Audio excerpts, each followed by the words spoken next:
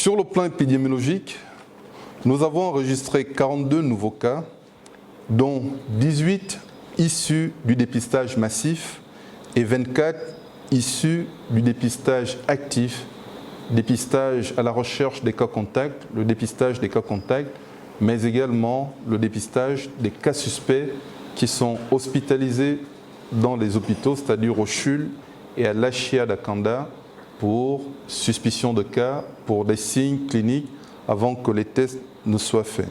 Le 12 mars dernier, le Gabon enregistrait son premier patient atteint du Covid-19. Quelques jours après, d'autres se sont ajoutés à la liste. Plusieurs semaines plus tard, le nombre de cas testés positifs a largement augmenté. Si jusqu'au 29 avril, le pays se situe encore dans la marge des 200 cas, ce début du mois de mai, ce chiffre a très vite augmenté. La contamination moyenne est restée constante sur 5 jours.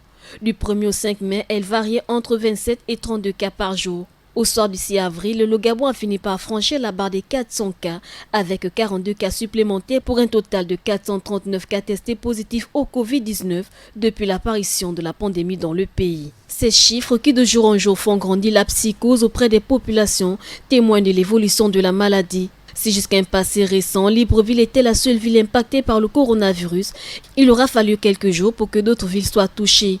D'abord Port-Gentil, puis Lambaréné, enfin Bifoun et Franceville qui viennent d'enregistrer des cas testés positifs au Covid-19. Au total, 5 villes dont 4 provinces sont à ce jour impactées par la pandémie. Le Covid-19 est là et il ne cesse de dicter sa loi. On en veut pour preuve le nombre de patients infectés à ce jour. 439 pour 99 guérisons et 8 décès en 2 mois seulement. À cet allure, le pire reste à craindre dans les semaines à venir.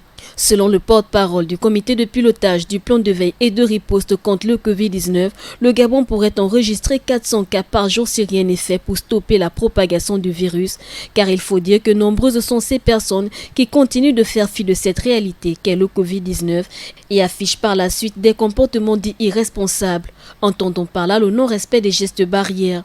Une attitude qui favorise la propagation du virus sur l'ensemble du territoire en dépit de toutes les mesures prises par le gouvernement pour freiner cette dissémination.